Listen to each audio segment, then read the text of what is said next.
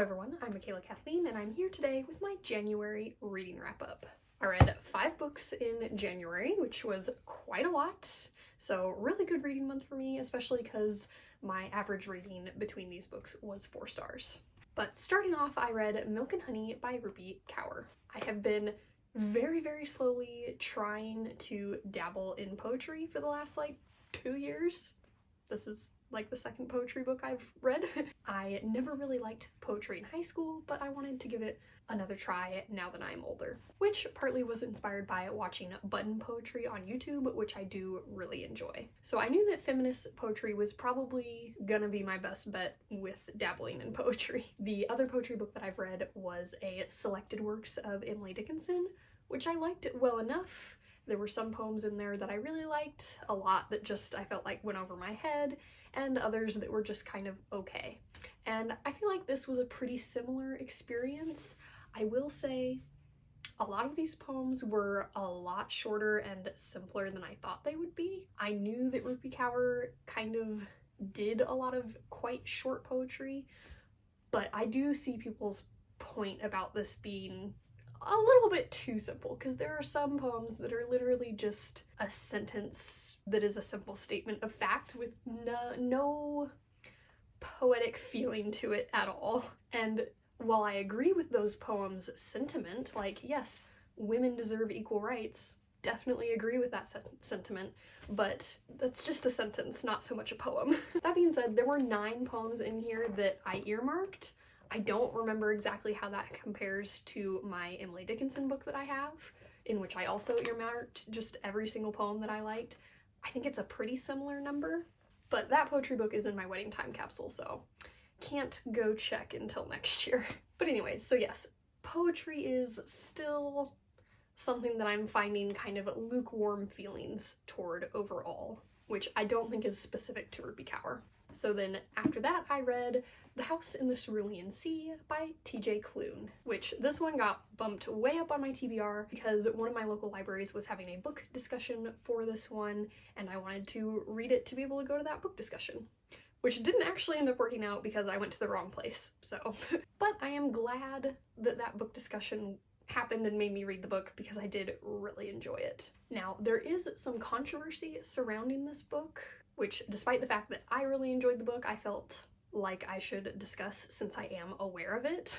So for those of you not familiar, the author TJ Klune has said that kind of an inspiration point for this book was Canadian Indian residential schools, which, if you don't know anything about the history of that, I strongly encourage you to go look it up and educate yourself, because this book is not an accurate representation of what those schools were like, nor was it meant to be. It is a fiction fantasy novel. But I think people have found trouble with this partly because the author saying that this was an inspiration point could lead someone to believe that the orphanage in this book is a representation of that true history, and therefore would be very miseducated on what these schools were like. And then also, he is a white author that is selling a fictional story about a piece of history that is not his. So basically, in this series, magical creatures exist,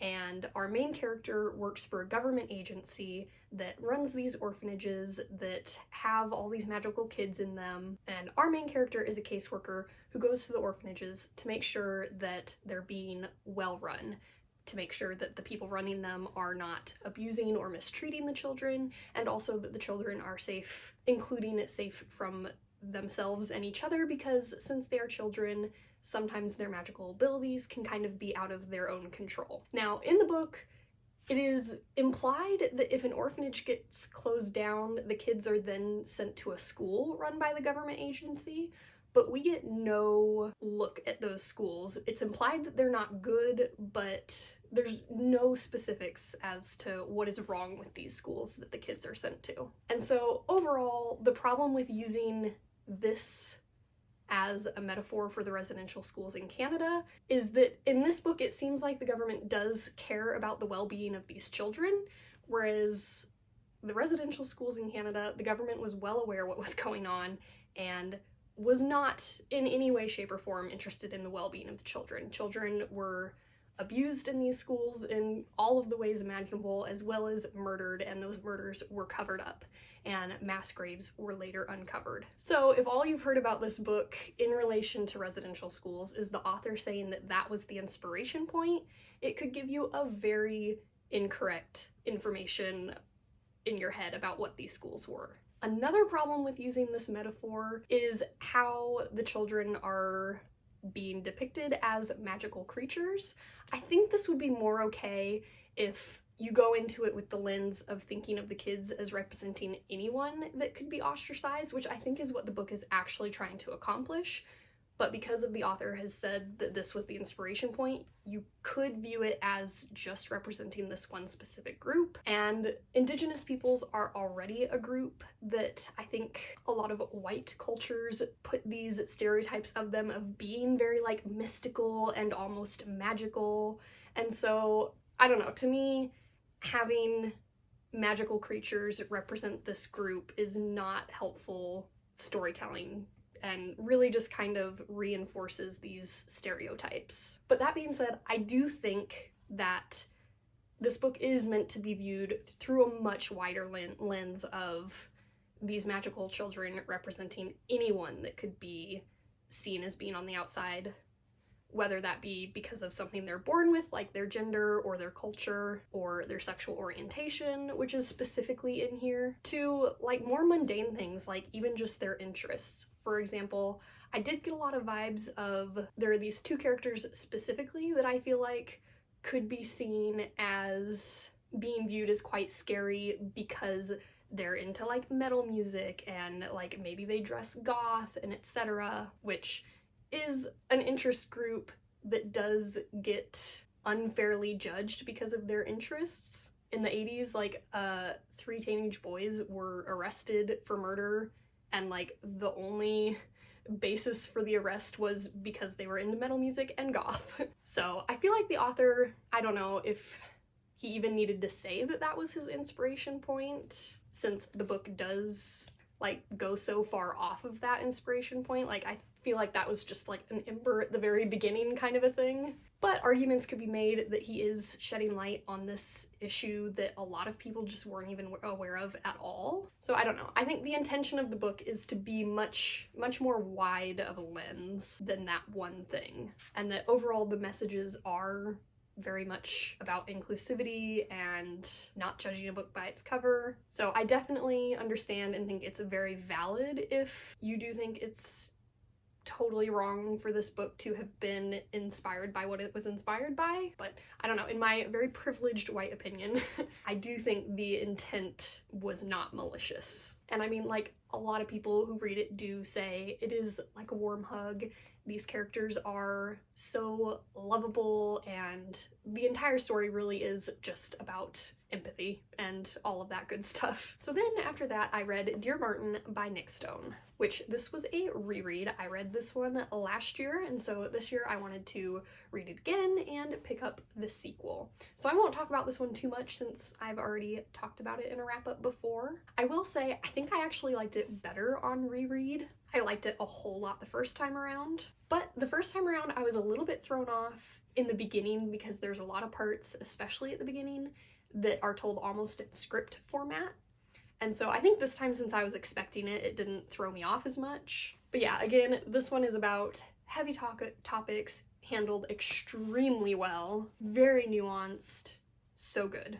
So then after that, I read the sequel, Dear Justice. So going back to Dear Martin for a moment, Dear Martin is about a teenage boy who is Black and is in this kind of prestigious high school and is set on a path to the Ivy League. And at the beginning, he is arrested while trying to help a drunk girlfriend get home safely. From there, throughout the book, he experiences a few more much harsher experiences with racism, and in the book he decides to start writing letters to the deceased Martin Luther King just in order to try to work this stuff out in his own head. But the book ends on a very hopeful note, and is overall a very hopeful story. So then this sequel, which the author originally was not planning on writing, but after having contact with some teens in juvenile detention, asking for a story that mirrored theirs a little more closely than Justice's did, she decided to write a sequel about one of the side characters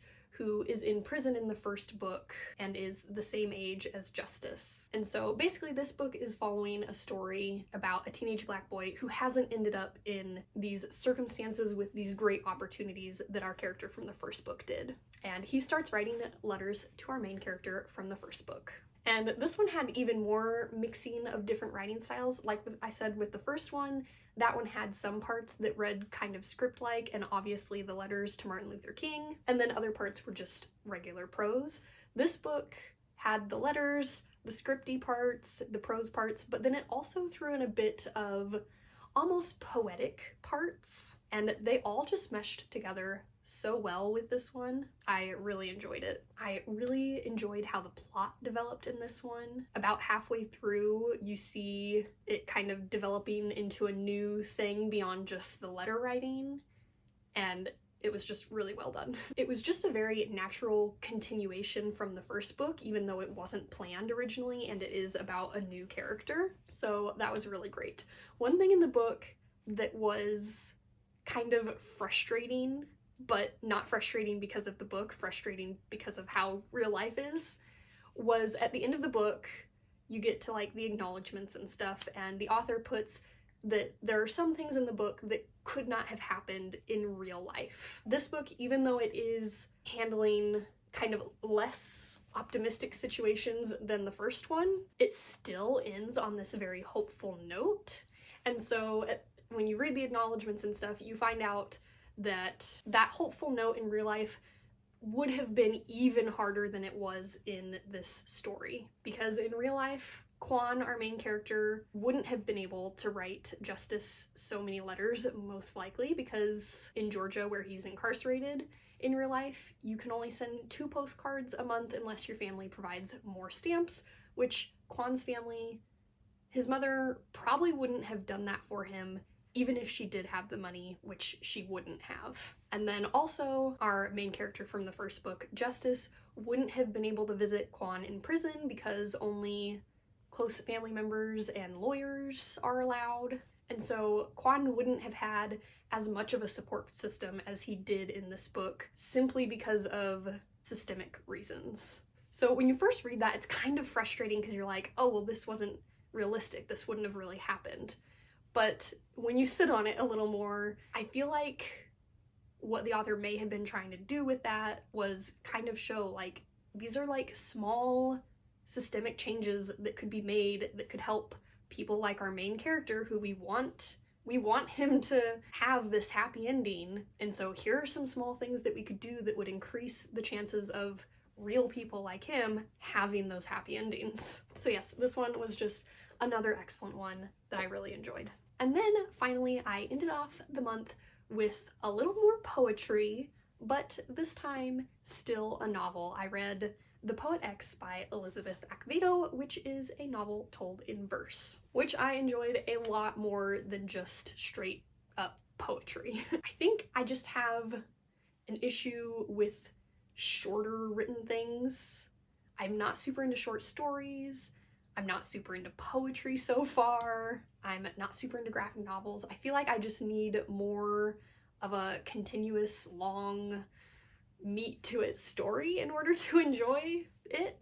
So this like perfectly married poetry with having like an actual continuing big story to really settle down with. The poetry aspect of it made it super fast paced, super quick read, but it was really enjoyable and it covered really interesting topics. Again, it's got more of a feminist bent, which as I've mentioned for poetry, that's my jam. So I really enjoyed this one and I'm definitely excited to try more novel told in verse, more than I am excited to continue with poetry, which luckily I have A Long Way Down by Jason Reynolds on my TBR, so I've already got one to look forward to. So yeah, that was everything that I read in January. Went a little deeper into my poetry exploration. Read some heavy books this month. but overall, a very enjoyable reading month. Let me know down below what books you kicked your year off with. I hope you enjoyed watching. Remember, words matter.